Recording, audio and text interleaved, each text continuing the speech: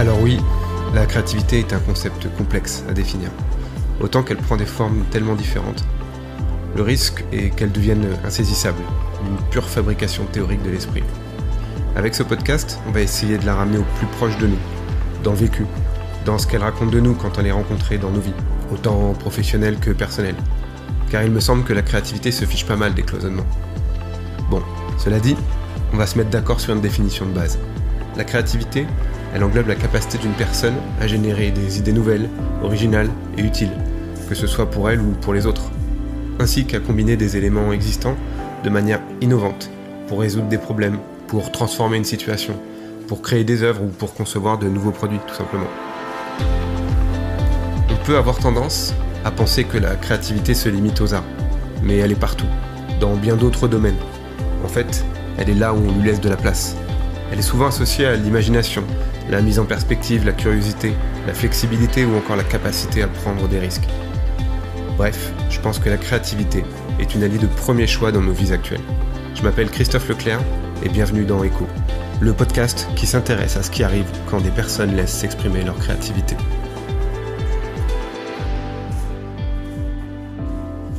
Bon, bienvenue Emmanuel. Merci de m'avoir invité. On a échangé un petit peu hier après-midi et on se disait que les étiquettes professionnelles c'est chiant en général et ça a vraiment ses limites. Ouais. Mais on est quand même tombé d'accord sur le fait que ça permet d'ouvrir une porte sur l'autre et que ça a son intérêt à cet endroit-là, quoi. Donc on s'autorise à mettre des étiquettes. Et oui, parfois c'est nécessaire, ouais. Je me suis dit que j'allais prendre un peu un contre-pied pour te présenter. En général, j'ai l'impression que beaucoup de personnes voient le monde du marketing un peu comme une secte, avec ses codes, avec ses fidèles, avec ses maîtres, et comme un monde un peu obscur où on prend des décisions qui sont pas très nettes, un peu immorales, où on décide de comment on va manipuler les gens pour leur vendre un truc souvent qu'ils utilisent jamais. Et au final, je pense qu'il y a vraiment une image, si tu veux, du marketing qui fait d'eux des vilains gens. Et je pense que si, en général, les gens ont cette vision un peu noire et dépressive du marketing, tu peux les aider parce que tu as, d'une certaine manière, décidé d'être marketing thérapeute.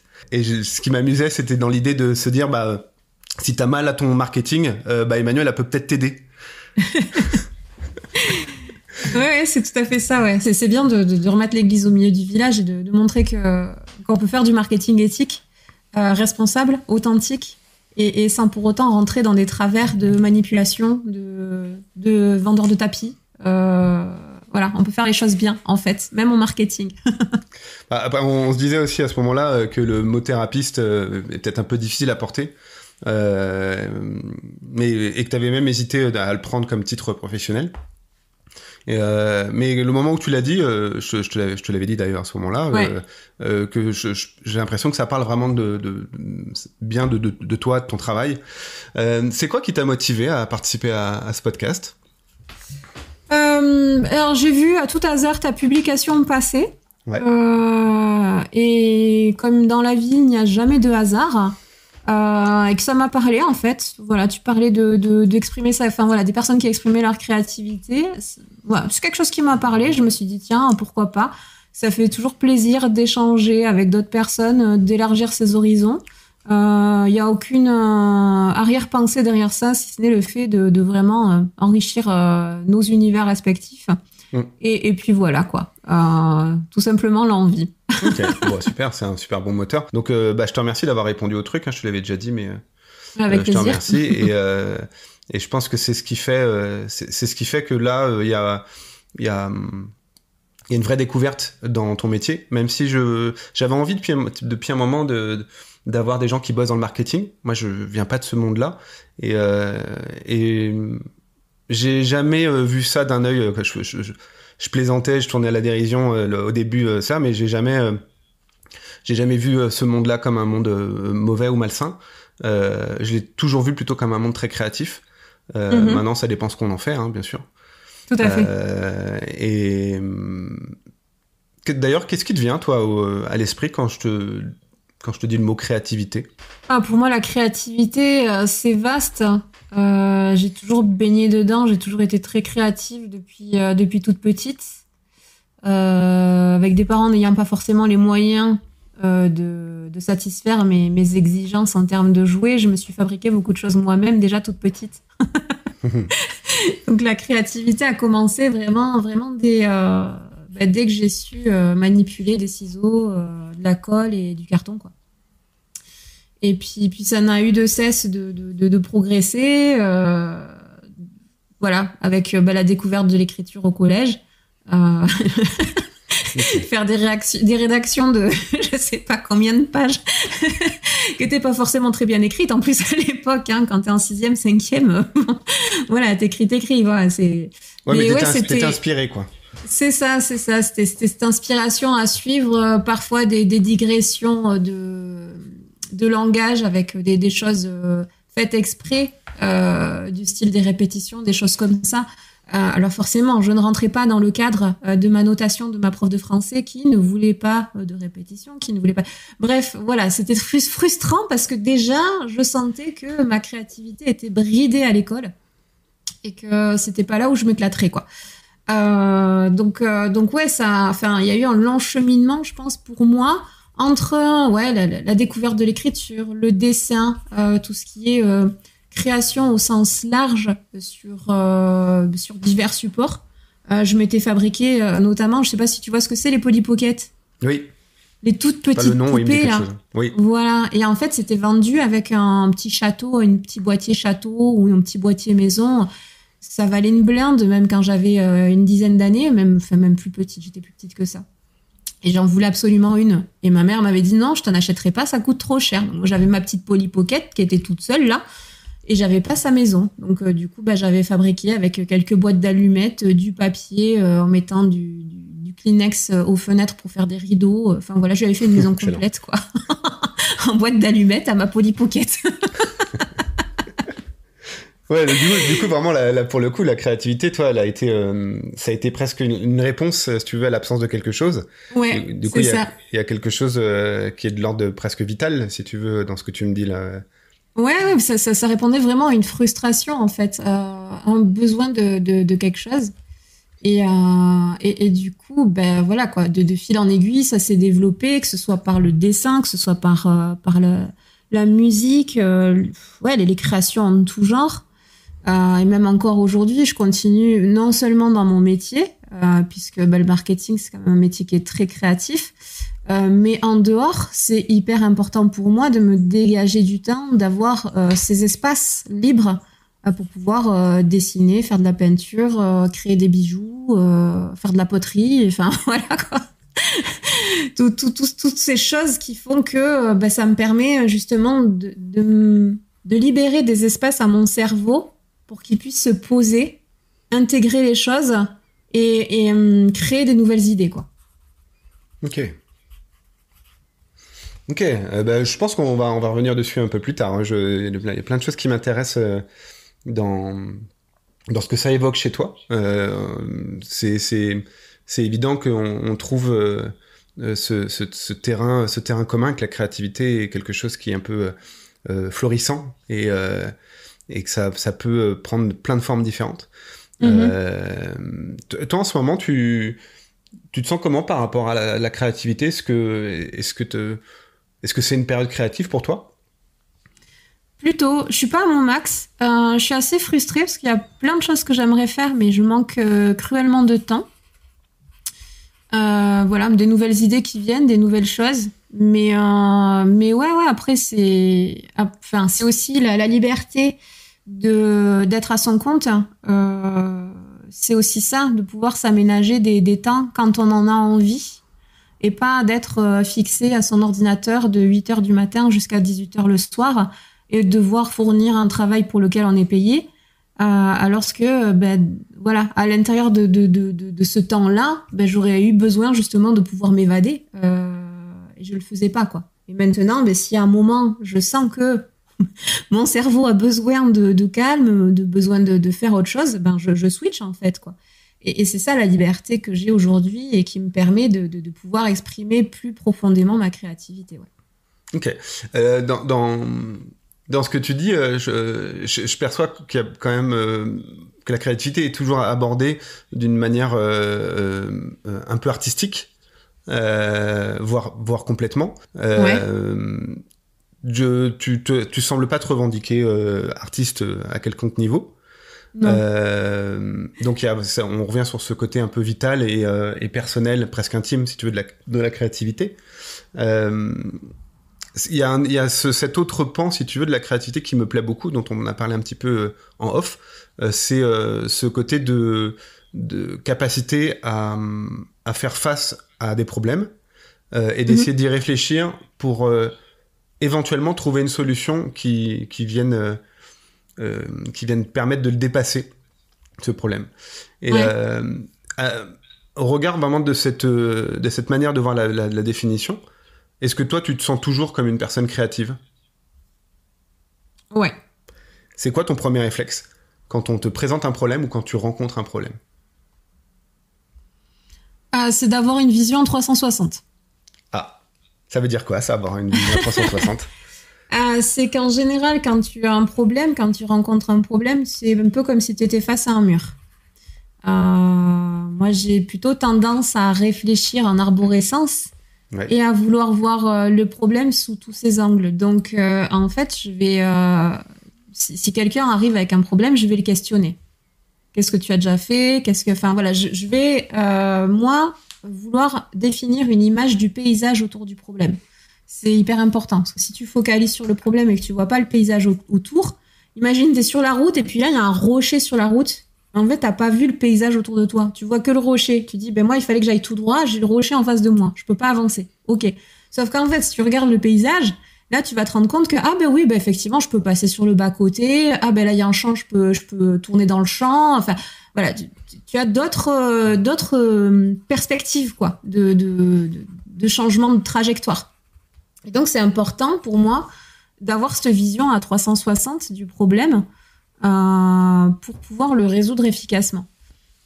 Et ça, je pense qu'après, il y a pas mal de gens qui vont se reconnaître, notamment ceux qui ont une pensée en arborescence, sur ce fait-là d'établir le paysage d'ensemble avant même de commencer à définir une solution, quoi. Et il y a aussi la phase rapide, c'est que parfois j'ai déjà le paysage, on me présente un problème, et en fait la solution vient toute seule.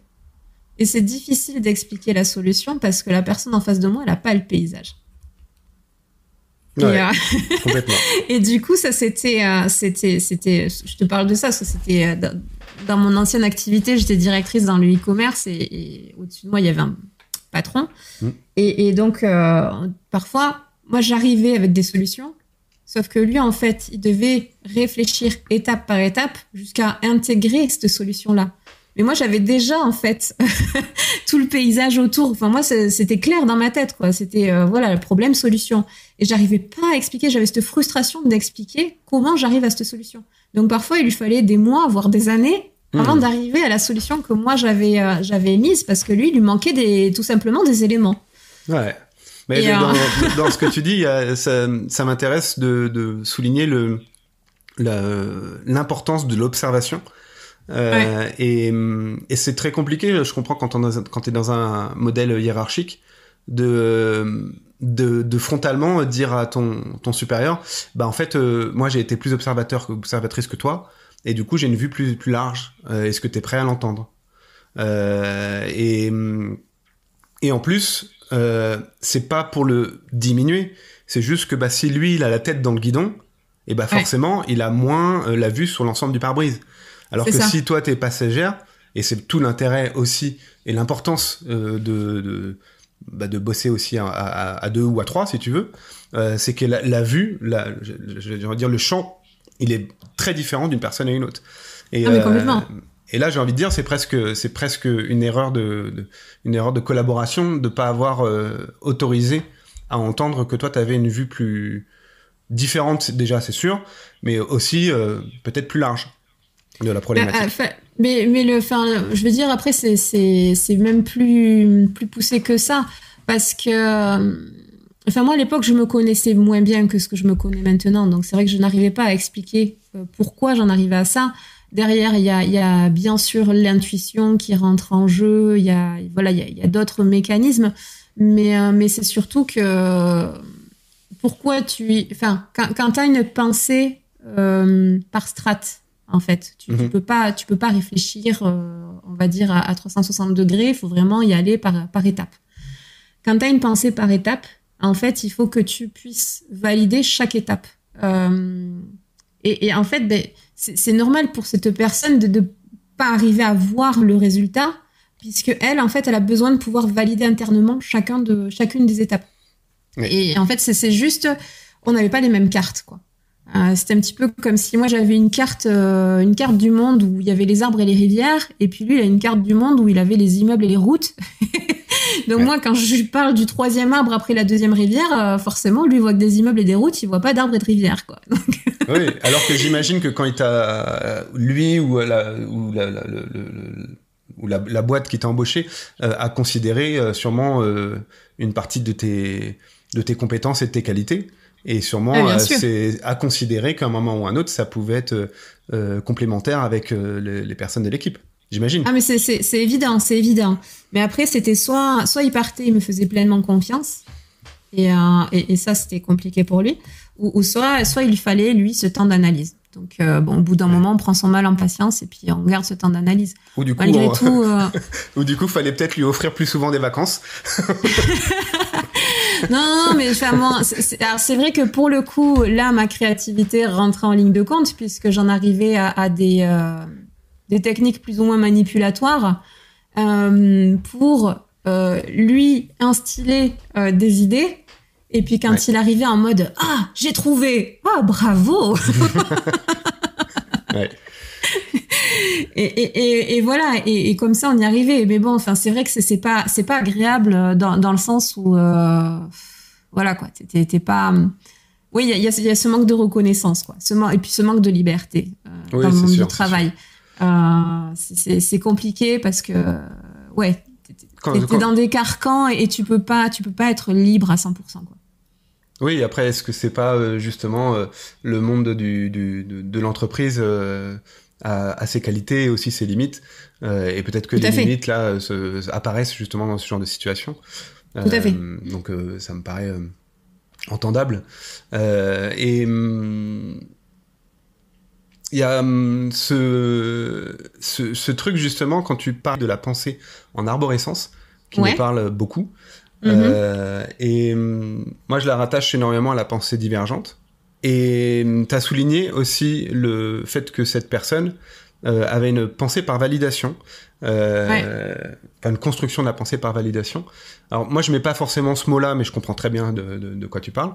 Et pour que les auditeurs aussi comprennent, c'est il y a par validation, ça veut dire qu'on s'autorise jamais à ouvrir des pans de réflexion si on n'en connaît pas déjà la finalité.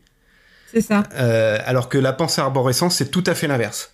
Ça veut dire qu'on ouvre tout, on ouvre tous les chemins, on les explore avec plus ou moins de chaos, qui peut être très très intéressant, le chaos en créativité, et on ne cherche pas à donner une finalité à la pensée trop rapidement. Et c'est ce qui va à l'encontre complètement de la pensée par validation. Et du coup, ça permet de comprendre qu'il y a un moment, là, c'est comme si vous parliez deux langues différentes. S'il n'y a pas un traducteur entre les deux qui fait le taf, vous n'allez pas vous comprendre. Ah, mais c'est tout à fait ça, ouais. Moi, j'avais l'habitude de faire le signe avec la main. En mode, moi, je vois le problème et je vais directement à la solution. Donc, je faisais un grand arc de cercle avec ma main jusqu'à la solution.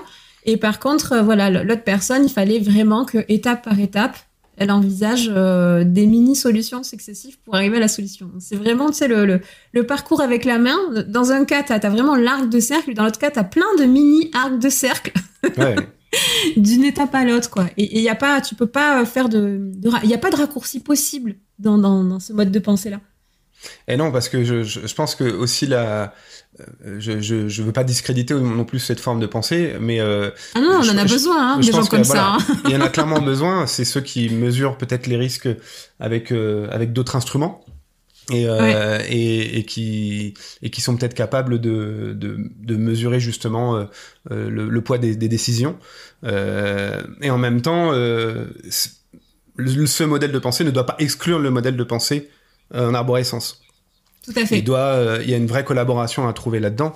Et je trouve que c'est justement sûrement les modèles d'entreprise ou de collectifs qui fonctionnent, c'est ceux qui ont compris tacitement ou par la communication qu'il fallait se comprendre. Et si on se comprend pas, on dépassera pas le problème. C'est maintenant, ça. Là, on vient de synthétiser un truc qui marche dans la vie. Hein. Oui, non, mais et puis d'où l'intérêt aussi de bien se connaître et de bien connaître son fonctionnement interne et le fonctionnement de l'autre, parce que ça permet de gagner du temps aussi, quoi. Moi, j'ai perdu énormément d'années à essayer de m'exprimer dans un monde où les gens pensaient pas comme moi. Et c'est vrai que c'est dommage parce que il m'a manqué des clés à cette époque-là. Des clés qui sont faciles à acquérir en plus de ça, quoi.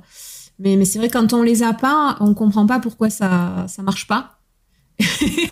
Alors que quand on a ces clés, finalement, ça soulage d'une grande partie d'explications. Enfin, voilà, on gagne vraiment en fluidité dans les échanges et en efficacité, quoi. Ouais, complètement. Et je pense qu'il y a aussi un regard particulier qui doit évoluer aussi au fil du temps. C'est à quel moment on considère que, à ton avis, que quelque chose est un problème? Sur quoi tu te bases pour peser ça? C'est une bonne question. Alors justement, avant le podcast, tu me demandais si j'avais des problèmes particuliers. J'ai tiqué dessus parce que j'ai pas de... Enfin, quand on me demande si j'ai un problème, j'ai pas de problème. J'ai des... T'as des pistes.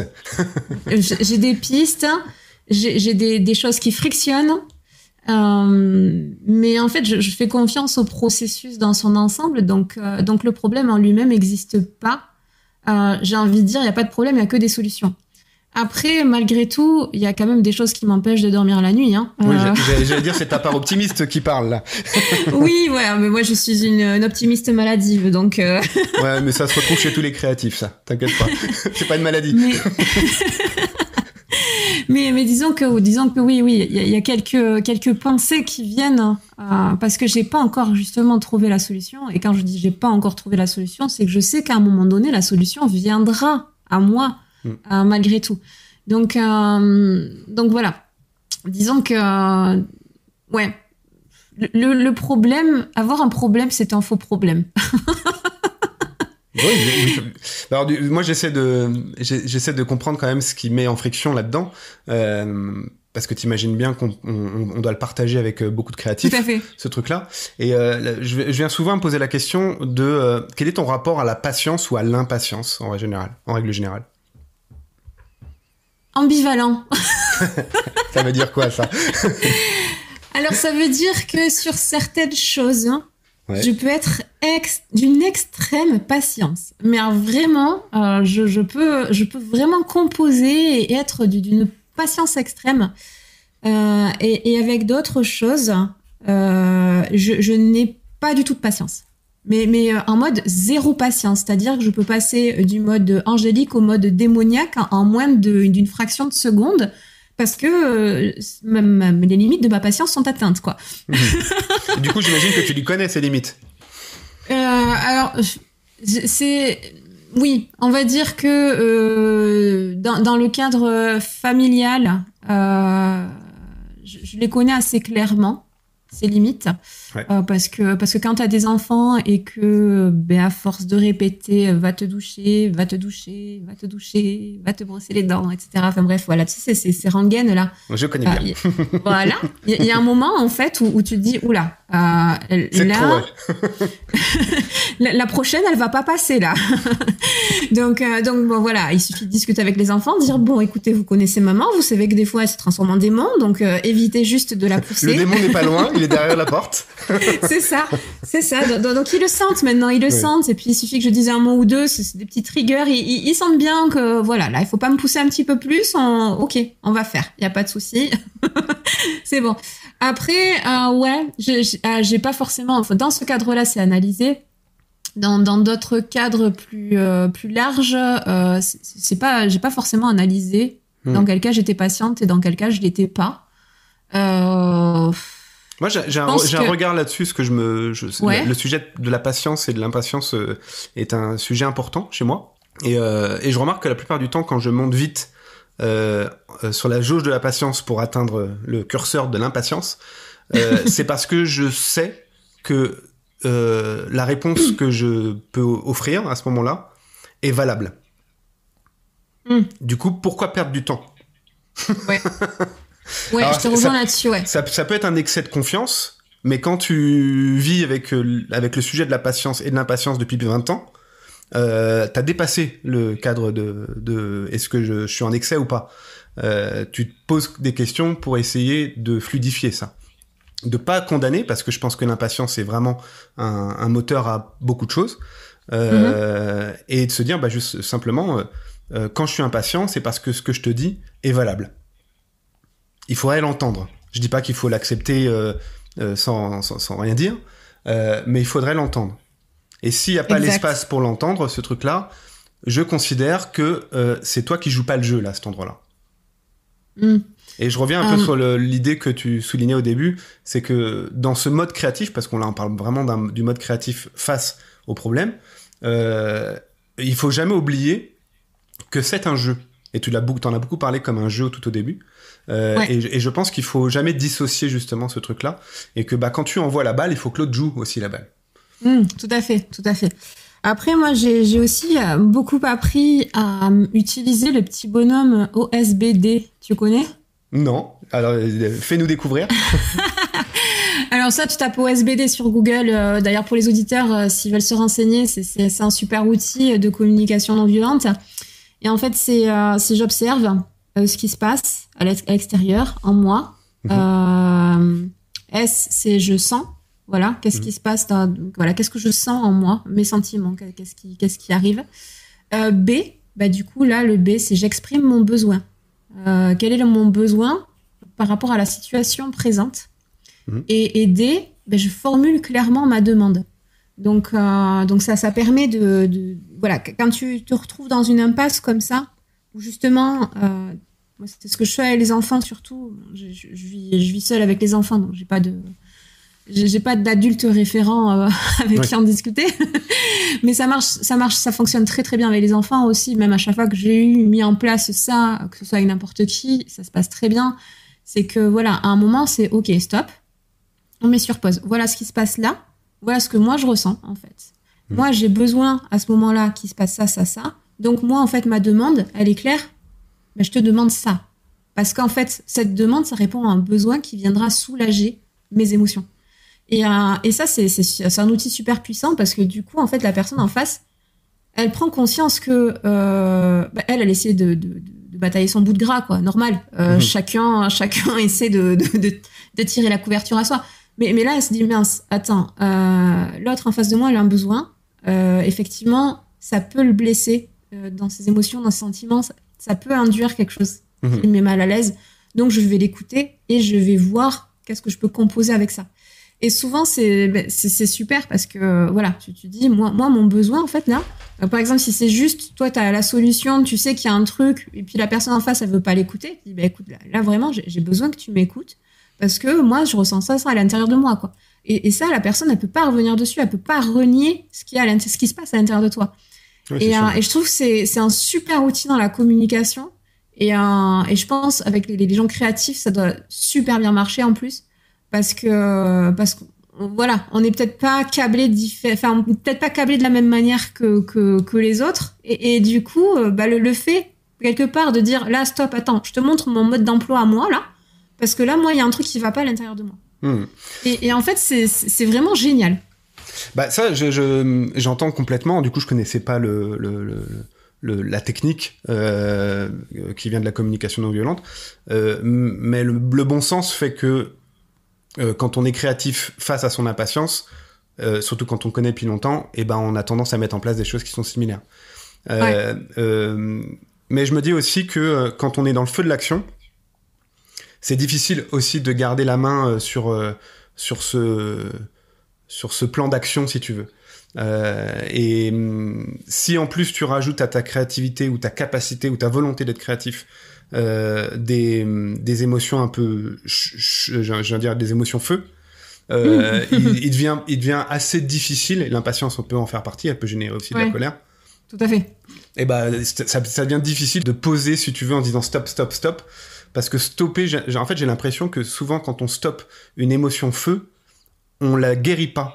Enfin, le mot guérir est bien sûr à prendre avec des pincettes, mais on la met juste dans un coin où elle va brûler tranquillement en fait des choses, mais on l'éteint pas d'une certaine manière.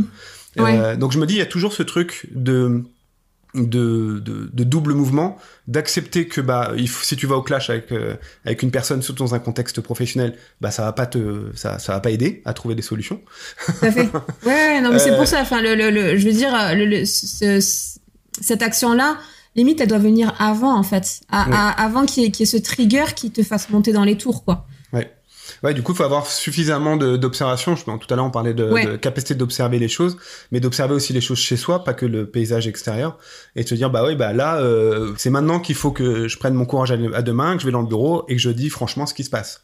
Exactement, ouais, c'est ça. Mais tout ça, faut que ça soit dans un contexte où on peut s'autoriser ça sans être discrédité tout de suite. Ou cataloguer personnes fragiles, ou on peut considérer aussi ça comme une forme de manipulation pour quelqu'un qui connaît pas. Donc il y a vraiment ce truc de, si t'es dans un contexte qui est prêt à recevoir ce genre de choses, j'ai envie de dire, on coupe la montre, on prend 4 minutes dans notre journée pour parler de ça. Ouais, non mais c'est ça. Mais après, enfin, je veux dire, quand en face de toi t'as une personne qui te parle de ses émotions et de ce qu'elle ressent, c'est difficile de rentrer dans la manipulation à ce moment-là, quoi. Parce que, enfin voilà, tu peux pas revenir sur ce que la personne ressent, à moins d'avoir vraiment un pervers narcissique en face de toi qui va retourner le truc contre toi. Ouais. Là, c'est à fuir. Mais sinon, globalement, c'est un bon truc. Après, si jamais la colère est déjà là, c'est trop tard. Clairement, c'est trop tard. Et puis, après, oui, une fois que c'est dégoupillé, on laisse. S'évacuer tout ça, puis on peut en discuter après. Mais justement, on peut revenir après sur qu'est-ce que j'ai ressenti, qu'est-ce que ça m'a fait, c'était quoi mon besoin à ce moment-là. Ça peut être fait aussi après coup. Ouais. Et pour expliquer à la personne, en fait, il s'est passé ça. Je vois notamment, que ce soit dans le cadre professionnel ou que ce soit dans le cadre de la vie de couple, le fait d'avoir un débrief après coup en mode il s'est passé ça, c'était comme ça, mais bon, moi, mes sentiments, ce que j'ai ressenti à ce moment-là, c'était ça. La personne comprend un petit peu mieux. Ça s'excuse pas pour autant, mais ça peut se comprendre un petit peu mieux, quoi. Ouais. C'est ça qui est intéressant dans ce mode d'action, entre guillemets, c'est de se dire que y a pas d'obligation à le placer à tel endroit ou tel endroit. Faut gérer comme on peut ce qui se passe, et de se dire au moins il y a l'espace après. S'il y a pas le temps avant. Exactement. Tu comprendras que moi je suis plutôt de ce type-là. C'est-à-dire que très souvent, j'avais compris. Voilà. Et je prends le temps quand même après. Si je sens que c'est utile et que ça va rajouter, si tu veux, une case de compréhension dans qui on est et qu'est-ce qu'on a traversé. Mais parfois, dans la confrontation, il y a aussi la solution et qu'on peut pas passer outre la confrontation. C'est un peu l'ambivalence, hein. C'est pour ça que je t'avais mis le doigt dessus en disant l'ambivalence ça me parle parce que je pense qu'il y a beaucoup de choses ambivalentes dans la créativité, et donc c'est bien de réussir à le cerner dans toutes ces nuances, et je trouve que ça donne toujours à digérer, si tu veux, des choses là-dedans. Est-ce que toi aujourd'hui, on a compris que t'as passé un temps assez long dans le monde du salariat, dans une grosse boîte a priori. Ouais, pendant 10 ans, ouais. Et est-ce que tu avais l'impression qu'à ce moment-là, tu avais la possibilité de définir ce que c'est qu'un environnement créatif ou ça ne venait pas à l'esprit? Et donc, du coup, de comprendre que là, c'était bloqué. Parce qu'a priori, ce que tu as dit, ta créativité était très malmenée à ce moment-là. J'ai quand même eu... et c'était d'ailleurs pour ça que j'avais été embauchée. Hein. Enfin, bon, pas vraiment pour ça, mais finalement, ça s'est avéré très, très utile. Parce que j'ai passé 10 ans à gérer un environnement en pleine croissance, si tu veux.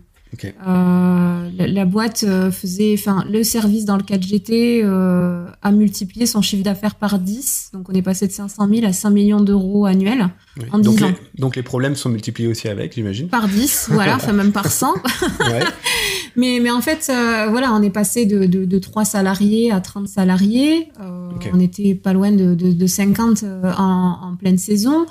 Ça nécessite énormément de réadaptation perpétuelle, que ce soit dans les équipes, que ce soit dans les manières de faire, dans les process, dans tout en fait.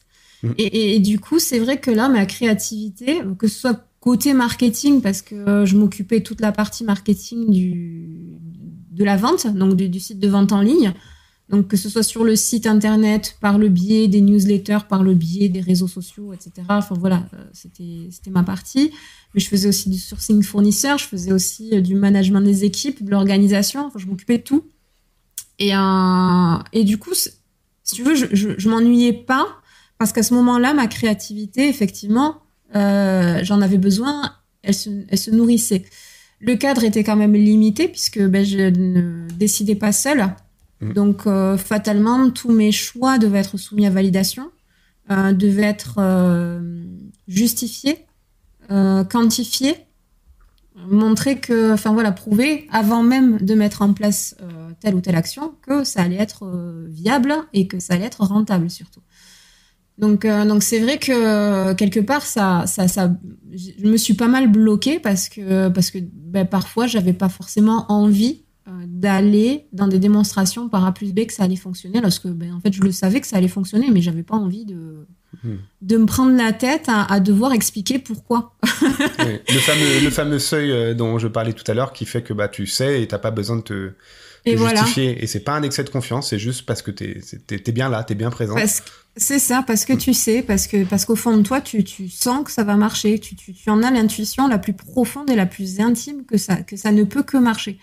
Mais voilà, quoi, quand t'es en face de toi, t'as un décideur forcément qui a besoin de résultats chiffrés. Et oui.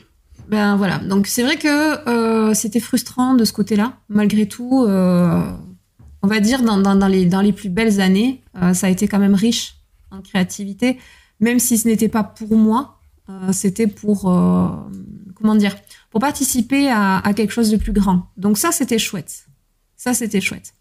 Voilà. Et puis ouais, il arrivait un moment où une fois que tout est fait, en fait, j'avais plus ma place, quoi. Tout simplement, je m'y retrouvais plus. Oui, et puis tout simplement, peut-être que ton expérience devait exister dans ce cadre-là, et que tout simplement, faut accepter que le tour du piste est fini, et puis de passer à une autre pratique, quoi, ou un autre sport. Exactement, voilà. Ah oui, non, mais complètement. Puis, voilà. Moi, il était hors de question que je continue à décrépir dans un poste qui ne m'animait plus comme ça avait pu m'animer avant. Ouais. Parce qu'effectivement, c'était vraiment... voilà, il y a eu des moments, c'était puissant. Mais voilà, quoi. Après, quand tout est fait, si tu veux, quand il n'y a plus rien à faire, oui. Mais tu fais quoi? Oui, quand t'as plus l'espace, si tu veux, le champ libre pour exprimer justement... une forme de créativité, faut que tu crées un nouvel espace, tu redélimites un territoire et puis tu réexpérimentes des choses. C'est ça. Naturellement, vu que t'as décidé en quittant le boulot d'aller vers l'entrepreneuriat, à ce moment-là, et donc maintenant aussi, puisque ça fait combien de temps là, maintenant que t'es entrepreneuse? Depuis 2019. Ok. Donc ça va faire 5 ans bientôt. Ok. Et donc dans ce cadre-là, est-ce que tu t'autorises à prendre un peu plus de risques, puisque maintenant tu es libre d'aller explorer ce que tu veux? Oui, des risques, oui. En fait, ça fait partie de mon quotidien, j'ai envie de dire. Et justement, c'était rigolo parce que ma réflexion philosophique de ce matin, ça tournait sur le fait, est-ce que liberté rime avec sécurité? Ou est-ce que c'est fatalement deux notions qui ne peuvent pas coexister? Donc, donc on y est en plein dedans, et ça, je t'en avais pas parlé, hein, mais les grands esprits se rencontrent. Mais oui, enfin, le fait de prendre des risques, forcément, je pense que quand t'es entrepreneur, c'est que t'as cette capacité-là à la prise de risque, et c'est tous les jours une prise de risque, et puis surtout dans le contexte actuel, là, depuis 2020 et tout ce qui s'est passé, c'est quand même très très risqué de faire ce qu'on fait, et pour autant, on y va avec la foi, on y va avec le cœur, et puis on y met toutes nos tripes, tout notre temps, toute notre passion, et puis on y va à fond, quoi. On vit le truc à fond, et c'est ça qui fait que ça marche. Ouais. Et, est-ce que tu penses qu'à un moment, quand tu autorises à venir prendre des risques, et donc du coup à venir toucher à ce qui est sécurisé chez soi, est-ce que, déjà premièrement, j'imagine qu'on gagne en résilience, c'est évident, mais surtout, est-ce que tu participes pas directement à ta capacité à être libre en prenant des risques? Ah, bien sûr, c'est évident. Et plus tu prends de risques, plus tu sors de ta zone de confort régulièrement, et plus tu gagnes en liberté, ça c'est certain. Alors attention, je dis pas de le faire à n'importe quel prix, parce que forcément, hein, quand on prend des risques, on ne sait pas ce qu'on va retrouver au bout, hein. Oui, il faut mesurer tout ça. Voilà. Non, enfin, moi, j'encourage personne à partir bille en tête. Voilà, soyez responsables. Mais non, le truc, c'est quand même, voilà, plus on va avoir cette capacité à prendre des risques et à les assumer, et plus on a la possibilité d'avoir quelque chose de grand au final, quoi. C'est sûr que si tu prends 0 risque dans toute ta vie, tu vas te contenter de la vie que tu as. Plus tu vas prendre des risques, et plus tu vas avoir cette excitation perpétuelle qui va arriver, quoi. Et ce truc, voilà, le petit frisson, la nouveauté, et c'est ça que j'aime, quoi. C'est sans arrêt me lancer dans des nouveaux projets, faire des nouvelles choses, avancer, voir plus grand, voir plus haut. Voilà, quoi. C'est ça qui est excitant, quoi. Et justement, tu vois, quand tu parles de responsabilité aussi par rapport à tout ça, que on est d'accord que tout ça ne débarque pas de nulle part, c'est quelque chose qui s'inscrit dans une évolution personnelle, et dedans est inclus clairement la responsabilisation, la conscience et connaissance de soi, de connaître ses seuils et ses limites. Et je me dis très, très souvent pour comprendre que ce qui va être touché, qui est sécurisé, et de s'autoriser à le faire, c'est de passer de l'autre côté de la barrière. Si tu considères que tu as ton territoire qui est connu, tu peux t'autoriser, alors comme on veut, hein, je veux dire, ça peut être en testant des trucs plus avec moins de responsabilité, moins d'engagement, mais d'aller voir ce qu'est ce territoire vu de l'extérieur, pour pouvoir le définir un peu mieux, et de se dire, ok, maintenant je comprends que là, et très souvent on peut utiliser l'autre aussi pour ça, c'est-à-dire qu'est-ce que tu perçois qui est sécurisé chez moi, et qu'est-ce que tu perçois qui n'est pas sécurisé chez moi. Du coup, je te renvoie la question. Qu'est-ce qui est sécurisé chez toi ? Je dirais... Alors, comment le formuler ? C'est pas forcément de l'intelligence émotionnelle, quoique. Oui, il y a quand même ce fameux self-control. Mais il y a surtout cette capacité à réadapter constamment le flux, le flow, la direction. Ben voilà, je suis quelqu'un, je me remets systématiquement en question tous les jours, tout le temps, matin, midi, soir, je me remets systématiquement en question tout le temps. Donc en fait, c'est fascinant. Pour moi, ça fait partie de ma vie, de réadapter le flux en continu, de réadapter la direction en continu. Et c'est vrai que ça, c'est quelque chose qui m'a énormément servi d'avoir cette capacité-là, de réadapter le flux. Parce que quand je fais quelque chose, on dit souvent en anglais, il y a cette expression burn the bridge, brûle le pont. Et j'ai souvent tendance à brûler le pont une fois que je suis passée. C'est pour être sûr de ne pas retourner en arrière. Exactement. Mais c'est malgré moi, parce qu'en fait, je suis tellement déterminée à faire ce que je veux faire que je ne me laisse pas d'autres possibilités et je n'ai pas envie de me laisser d'autres possibilités. Donc, quand j'y vais, je fonce et j'y vais à fond. Et pour le coup, quelquefois, ça m'a mis en défaut. C'est évident. Il y a eu des fois où ça a été très, très difficile, hein, je l'avoue, financièrement parlant, notamment, où je comptais, quand je faisais mes courses, je comptais au centime près pour être sûre de pouvoir payer mes courses. Parce que voilà, quand tu as 2 enfants à charge et que tu te retrouves à devoir compter, à devoir piquer 10 balles à ta gamine dans sa tirelire parce que t'as pas de quoi acheter à bouffer. Ouais, l'estime peut prendre un coup, là, oui. Voilà, ça fait mal. Ça fait très mal. Je suis passée par là. Et en même temps, voilà, à aucun moment, je me suis dit, non, mais là, arrête, Emmanuel, il faut que tu retournes dans le salariat, quoi. À aucun moment. Et voilà, j'avais brûlé les ponts derrière moi. Je dis, bon, ok, mais on continue à avancer. Ok, là, c'est un moment difficile. On va serrer les dents, on va serrer les fesses. Ça va nous faire du bien. On va tous perdre du poids et on va y aller. Et puis finalement, ben voilà, on a redémarré. On est reparti sur de nouvelles bases. Et puis c'est reparti. Quand on prend des risques, on peut se retrouver dans ces situations-là. Donc et moi, j'étais pas du tout préparée. Quelqu'un qui est pas du tout préparé peut se retrouver très très vite en mode panique, se dire oh là là, mais mes prélèvements ils passent plus, ça fait 2 mois que mon crédit immobilier il est pas passé, j'ai pas payé l'eau, j'ai pas payé l'électricité, j'ai pas payé le téléphone. Merde, on peut vite céder à la panique, ouais, c'est sûr quand tu mets bout à bout les choses. Ouais. Et là tu te dis mais comment je vais faire, j'ai un trou de 4000 balles dans mon compte en banque, comment je fais pour m'en sortir?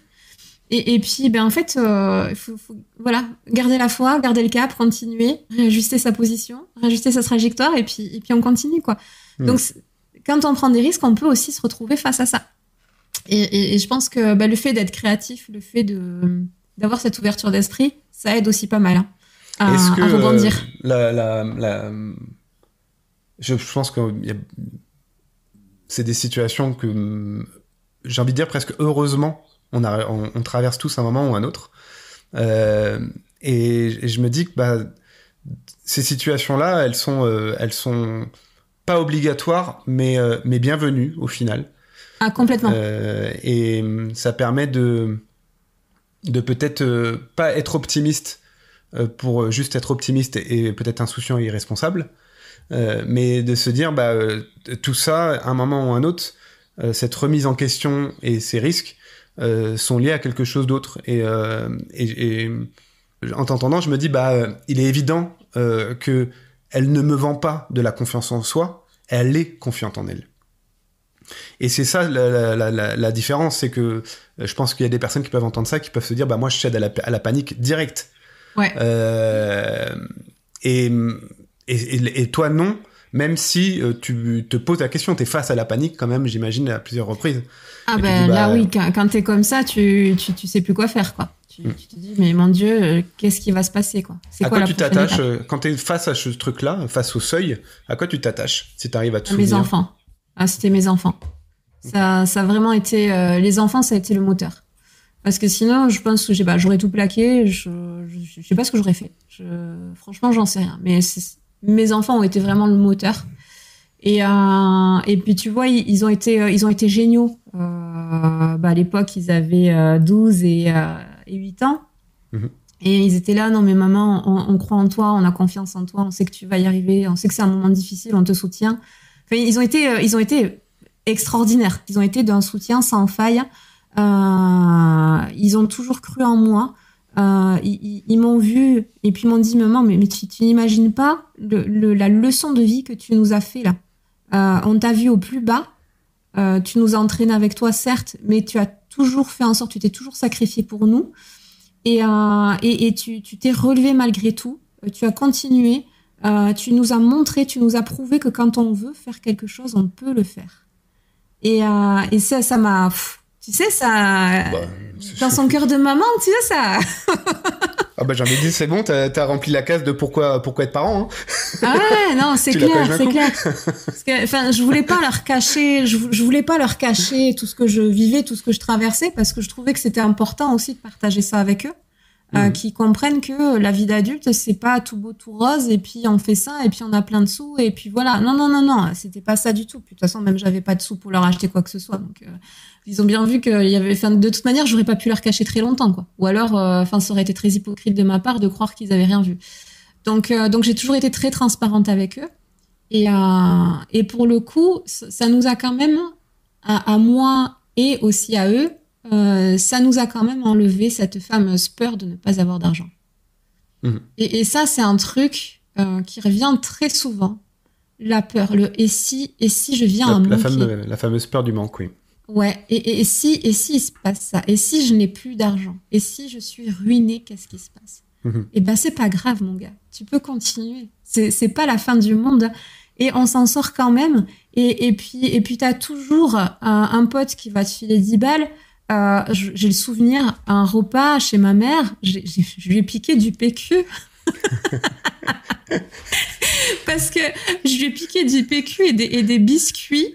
Parce que il fallait rester discrète, mais surtout rester digne aussi. Rester digne.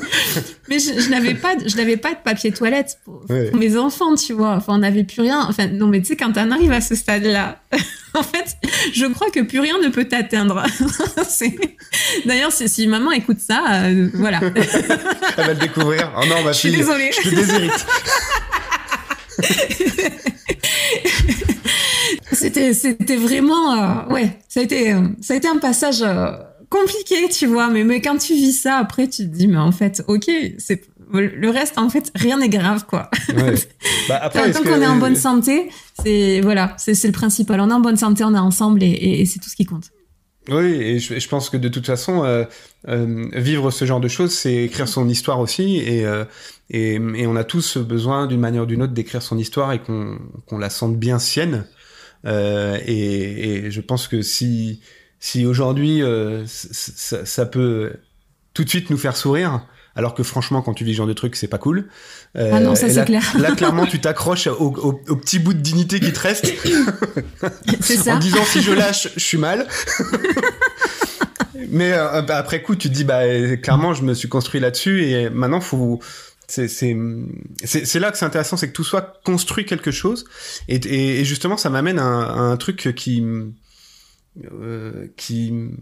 va prendre le contre-pied. J'aime bien prendre le contre-pied, c'est le côté, j'imagine que tu le fais aussi, t'aimes bien toujours tout de suite élargir le champ, le fameux 360 dont tu parlais. C'est ça.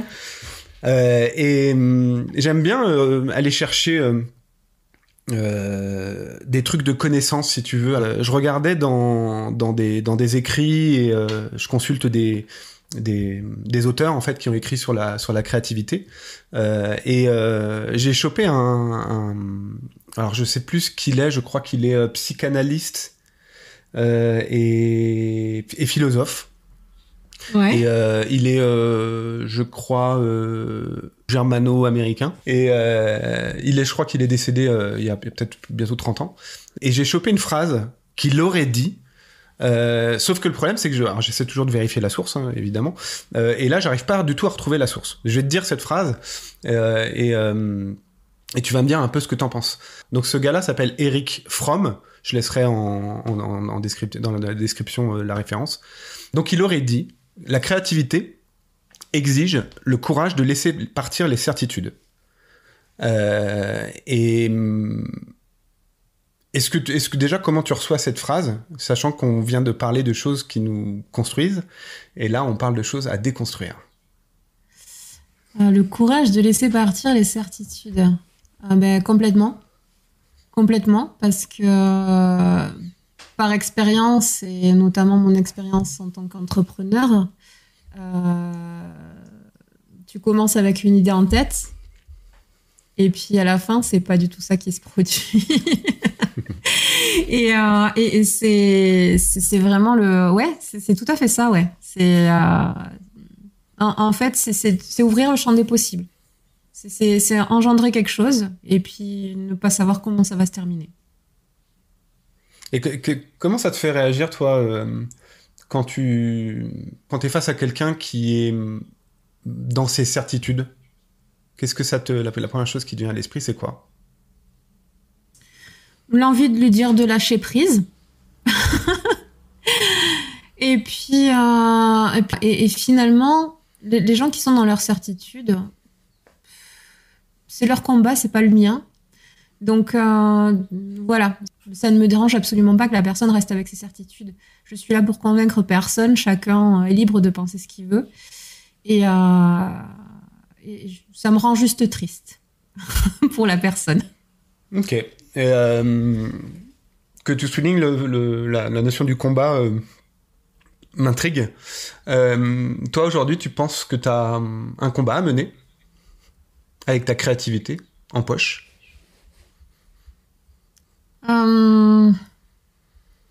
Non, je pense que j'en ai fini avec ça. Avec les combats, justement. J'ai plus envie d'aller dans les combats. J'ai trouvé ma place, j'ai trouvé ce qui me fait vibrer. Aider les gens, c'est vraiment mon kiff. Et aider les gens avec ma créativité, moi t'imagines même pas. C'est le summum, c'est la cerise sur le gâteau. C'est vraiment parce que je suis devenue ce que je suis aujourd'hui par le biais par le fruit du hasard et par plusieurs hasards successifs. Parce que moi, je voulais plus du tout entendre parler de marketing. Hein. Mais en fait, ça a vraiment été une succession de hasards heureux et d'opportunités saisies. Et à un moment, en fait, j'ai ouvert les yeux et je me suis dit, mais t'es en train de vivre la vie de tes rêves. Et je me suis dit, waouh, ah ouais, ok. Et puis on va continuer, puis on va la rendre encore plus grande, et puis on va mettre encore plus de rêves à l'intérieur, et puis on va continuer. Donc ouais, moi j'en ai fini avec les combats. J'aime beaucoup cette idée. Justement, on a l'impression que la créativité, c'est un espèce de combat régulier. C'est un truc très confrontant, même sans aller jusqu'au lexique guerrier, mais c'est confrontant la créativité. Et il y a une zone que tu soulignes là, qui est une zone qui amène pas à la confrontation. Et je pense que le vrai switch qui a lieu là-dedans, c'est d'arrêter de vouloir se convaincre de quoi que ce soit. Ouais. Et ça me fait aller un peu vers la fin, si tu veux, du podcast. Qu'est-ce que tu choisis, toi, pour maintenant et pour ton futur? Qu'est-ce que je choisis? Ouais, par rapport à tout ça, tout ce qu'on s'est dit. Est-ce qu'il y avait une chose que tu dois emmener avec toi, ça serait quoi? La foi. La confiance. Voilà. Se dire que quoi qu'il se passe, quoi qu'il arrive, ça va bien se passer. Je pourrais rajouter le même qui tourne pas mal sur Internet. T'inquiète pas, ça va bien se passer. Exactement. Non, mais c'est tout à fait ça, quoi. C'est keep calme, fais-toi un thé, et puis t'inquiète pas. Ok, t'as un mauvais passage à passer, t'as un truc, c'est pas grave. Continue d'avoir la foi, ça va bien se passer. Et ça, c'est un truc, ouais, c'est mon moteur. Merci beaucoup, Emmanuelle, d'avoir partagé tout ça. Ouais, merci pour ta présence et puis bonne continuation à toi. Merci à toi aussi. Salut. Voilà, cet épisode est terminé et je vous remercie pour votre écoute. Pour soutenir la diffusion, vous pouvez aimer et partager ce podcast. Et bien sûr, vous pouvez aussi vous abonner pour rester informé de chaque sortie d'épisode. Et en attendant le prochain rendez-vous, n'oubliez pas de laisser de la place à votre créativité. À bientôt.